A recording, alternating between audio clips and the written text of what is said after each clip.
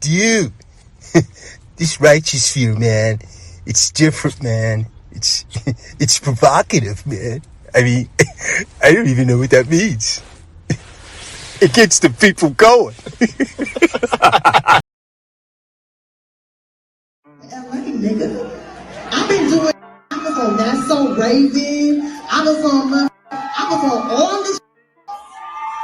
I did extra work. I was on all of the white people TV shows, the black people TV shows. I used to be on Dance 360. Why did Tiffany Haddish come out and say, Katt Williams says he don't have a, and I believe him, this lighter leash at the Emmys makes me question my beliefs? Why would she say, why? Why would you say?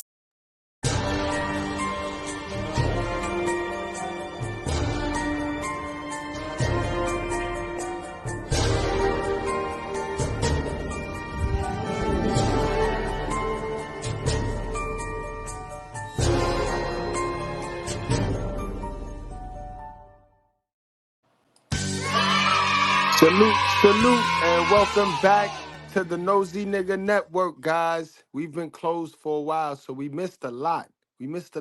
But we got all of the responses, guys. Y'all know we got shut down right around the day that Katt Williams went viral.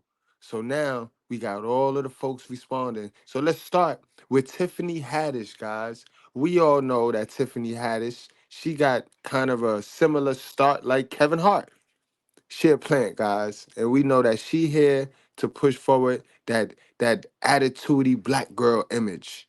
You know what I mean? She portrays that attitudey black girl that appears to be winning, but in real life, she going through hell. She fighting all types of demons, guys. So let's dig into this and see what she got to say, guys. Say that. That Guy Torrey did a beautiful special about the Comedy Store and Fat Tuesday, where he said that Steve and Cedric and Kevin Hart and Tiffany Haddish came through there and made all lies. Steve and Cedric never performed at the Comedy Store at all. Tiffany was only. All right, now we might want to hold off on that, Katt Williams, because we have Guy Torrey on another video. Y'all go check that out. I'll leave the link in the end of this video here for you guys to check out the Guy Torrey's response, because the boy had truth with proof. He had truth with proof. So I don't know. So I want to say 90% of what Katt Williams said on this couch may have been accurate. But like I tell you, these people mix in some truth and then they sprinkle their agenda in there. They sprinkle their agenda. You know what I mean? So he could be truthful, but he also is hateful. So he's a truthful hater. Katt Williams, that is, guys. Seen at the Laugh Factory. Katt Williams got all the comedians scrambling to put out statements and respond to his comments from the viral Club Shay Shay interview, and none of them managed to come up with anything to disprove what he said. Take Tiffany Haddish, for example. Tiffany was struggling so much to respond to Katt that she had to resort to pushing the same old Katt uses drugs narrative. And that's the same Tiffany who was arrested just last month for DUI for the second time. So when fans called out Tiffany for trying to smear Katt's name when she's the one with substance issues, Tiffany tried another strategy and responded to Katt during her recent stand-up show. However, it looks like she only proved his point, because fans are saying that the idea of an industry plant definitely rings true with what Katt Williams said and how both Tiffany and Kevin Hart's careers took off. But what exactly did Tiffany say about Katt exposing her? And did she just accidentally prove everything he said about her? Let's break it down. Because they tell you that there's no gatekeepers, but we keep seeing the same people open the gate. Didn't Kevin open the gate and let Tiffany in? Tiffany Haddish is the latest comedian to respond to Katt Williams' explosive interview on Shannon Sharpe's Club Shay Shay podcast.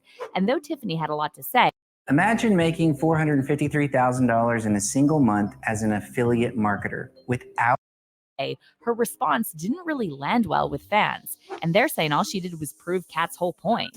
On Club Shay Shay, Katt Williams aired his grievances about what he sees as a rewriting of history. And according to him, there's this whole narrative being painted in the comedy words that's far from the truth.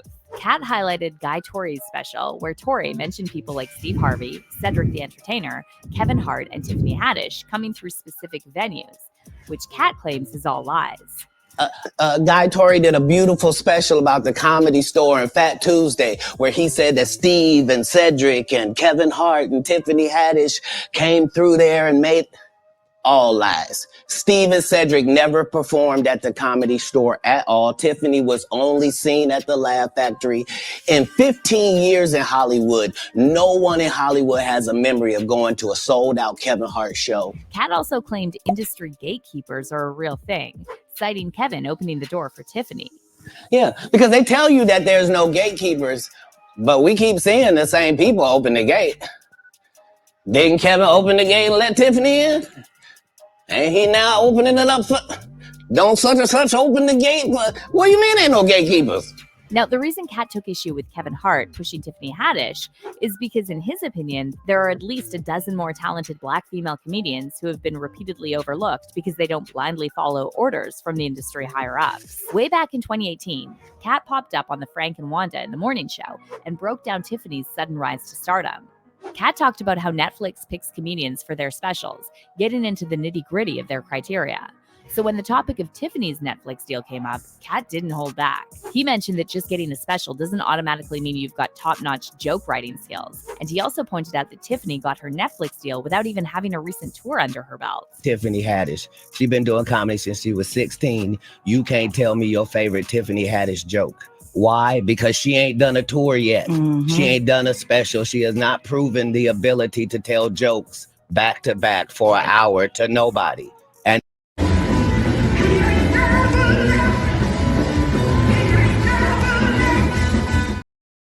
they already ready to down Monique and up somebody who has showed them Girls Trip. Did you think she wrote Girls Trip goofball? Right. Or do you think that was already a script and they handed it to her? It's up to you, whatever you want to believe. Katt went further, shining the spotlight on the systemic issue of major media companies sidelining super talented Black female comedians. And he couldn't help but notice that Tiffany, despite her lack of joke writing skills, kept getting pushed into the limelight with a massive promotion. She passed 46 female Black comedians that I know personally that I put on tour who have a hard time getting a chicken sandwich from Chick-fil-A after they headlined 7 shows at a club for $2,500 a week. So during this whole back and forth, Wanda Smith stepped up to defend Tiffany, saying people love her because she's just so real. But Katt wasn't having any of that, and he quickly shot down Wanda's defense, saying Tiffany didn't get to be the face of Black female comedy just because of her so-called realness. Exactly, guys. And there we go right there. Don't miss the message. This is how they use the Black women. And they've been doing this for a long time. When you go back to women's suffrage, guys, the white devils, women, that is, the white women feminists had to use the Black sisters to get the right to vote. And then they didn't even give the Black women the right to vote for themselves. So the Black women were used to help the white women push the narrative. And since day one, they have been using that. They figure the Black woman is bold, she's brash, she'll just jump out there, you know, on some flying roaches, kangaroos, and frog shit. So let her do it. And that's what been done. You know what I mean? People like real, and that's why they like her. They love real because everybody's real then. So don't trip. No, they like wherever Tiffany you Haddish at under the sound of my voice. real. Do you have a real co-worker? Right. Do you have a ratchet friend? Do you have a sister? Do you have a cousin? Do you have a nephew? Do you have a niece? Is they so ghetto? When did that become marketable? Knock it off. They like her because she want to sleep with a white man. That's why the only thing she said was, I want to give it to Brad Pitt. Katt kept the momentum going by bringing up another crucial point: how the entertainment industry tends to consistently overlook Black female comedians with darker skin tones. We are in the only business where, as a Black woman, what you look like is not supposed to be held against you. And time again, they show you that you can be sidetracked by anything light-skinned. If I told you that there was a tried and true method that would help you land a TEDx talk, and then Now, back then, Katt received a lot of backlash, and people accused him of hating on Tiffany out of jealousy. And then Tiffany appeared with Kevin Hart on The Breakfast Club, and Kevin went off on Katt, claiming he's just bitter because he allowed his substance use to interfere with his career. My sister light, because you're not happy with shit. It's earned, it's not given. I don't give a you a Tiffany Haddish fan or not. It's earned. Tiffany Haddish got years in the game. It's not an accident that Tiffany Haddish got an opportunity to star in a movie. It's not an accident that that character popped in the movie. Written or not written, a character has to pop it. And he even acknowledged the years that you put in before that. Now I want to ask you, That's what's so Tiffany, because contradictory you were about very it. classy in your response on social media, because the first thing I thought was, that's effed up. What's Tiffany going to say? Because that has to be hurtful when somebody says something like that. Especially, I'm sure you were a fan of his, you know, at some point. I still am a fan of his. I think he's hilarious. But Katt didn't waste a moment to clap back at Kevin's comments. He took the battle to Instagram Live and suggested that Kevin compromised his integrity for the sake of fame and success. For the last few years, like Kevin been pretending like he been world touring. That ain't been world touring. That been everywhere but here. That is all through Saskatchewan. That got 30 shows in Saskatchewan, 19 shows in Russia. He then going over to Brazil for one show. Then he goes to Greece and anywhere but coming through these hoods. You dig? So while he wasn't there and off making 85 million, I was over here not making 85 million. But it's all good. I don't mind $1 million a month and keeping my soul. But there's another reason why fans are side-eyeing Tiffany Haddish and thinking she might be an industry plant. And it's all tied to how quickly she bounced back from allegations about her inappropriate behavior to children. Back in August 2022, Tiffany and comedian Aries Spears were sued for the alleged grooming and essay of 2 minors.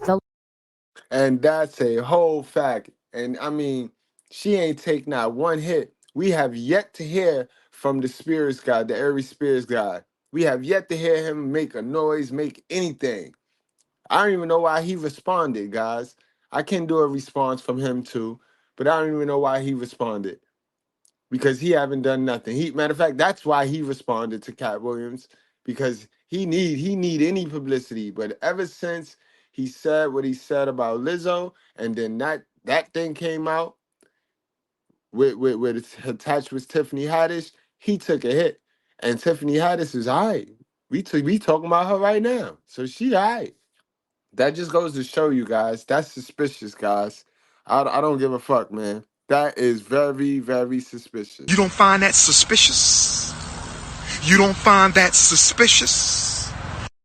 The lawsuit was filed by a brother and sister, and according to documents obtained by TMZ, when the sister was 14 and her brother was 7, Tiffany and Aries pressured them to film inappropriate skits, while the brother also alleged he was SA. Following a ton of heat and backlash, Tiffany finally spoke up about these allegations in an Instagram post and wrote, "Clearly, while this sketch was intended to be comedic, it wasn't funny at all, and I deeply regret having agreed to act in it. I really look forward to being able to share a lot more about the situation as soon as I can." But within just a few weeks, the lawsuit against Tiffany was dropped out of the blue, and it was like nothing really happened to her career, despite the whole controversy blowing up. A lot of people thought there was something strange about this whole thing, because Tiffany made a lightning-fast comeback. This whole situation's got fans questioning whether there's more to her rise to fame than meets the eye. So now that Katt brought up the whole issue of gatekeepers in his Club Shay Shay interview, fans are again speculating that Tiffany could be a pawn, pushed forward by Hollywood elites to perpetuate negative stereotypes about Black women. But You dirty bitch! Look what you've done to my peonies! They're marigolds! Good God, I think she's right. They are marigolds. I may not know my flowers, but I know a bitch when I see one! You dirty... Definitely got to hear that one more time for you. fans are again speculating that Tiffany could be a pawn, pushed forward by Hollywood elites to perpetuate negative stereotypes about Black women. But it looks like Katt's comments really touched a nerve with Tiffany, because she shared like 5 different responses since his interview went viral. First, Tiffany left a comment under an Instagram gossip account that shared a clip of Katt's Club Shay Shay appearance, and she wrote, "I am not mad, I just wish he would get his facts right about me. Dang, I guess I will send him a reminder text. But are we sure that is Katt Williams? He looks a lot like Charleston White." Then the following night, Tiffany performed at the Dania Improv Comedy Theater in Florida, and she started listing her accomplishments, implying that Katt doesn't know what he's talking about. I've been doing. I was on That's So Raven. I was on all this. I did extra work. I was on all the white people TV shows, the black people TV shows. But Tiffany didn't stop there. She also took to her Instagram stories to share a photo with Katt taken at the 2018 Emmys and poke fun at Katt's lighter leash, implying that he has a substance problem.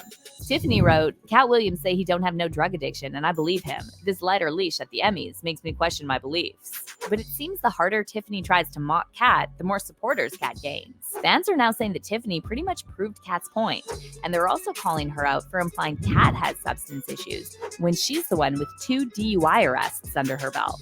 One fan said, funny how Tiffany Haddish is trying to bash Katt Williams for smoking, but ain't she on her 40th DUI charge?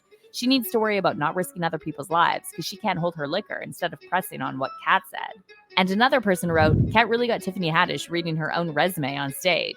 And you realize a couple of things. He didn't lie. Her resume is really thin. And she really only has one pitch as a comic.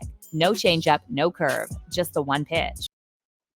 And that's a whole fact. That they ain't never lied with that. One pitch wonder, one hit wonder. She don't act in movies different. Every role she play is her. You know what I mean? It's incredible, guys. And she didn't do herself any favors by naming who she worked for. Because we didn't see your eyes, man. We'd never seen your eyes, sis. But in any event, guys, let's take this to the comment section. Let me hear what y'all think. Tiffany Haddish fans, you know, let me hear about it. Those of you that think Katt Williams told the absolute whole truth, let me hear about it. And keep in mind, guys, the link to Guy Torrey will be appearing right now. Because Guy Torrey got truth with proof. He's saying what Katt Williams said is not all the way correct, guys. So, I don't know, bro. It's always his story, her story, and then the truth.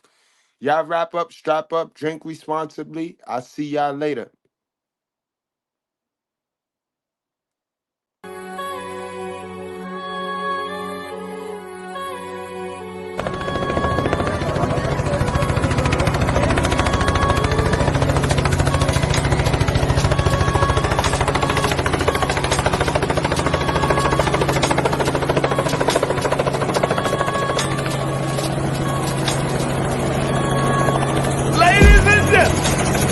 From Harlem, New York. Put your cigarettes out and pull your panties out. Put your hands together.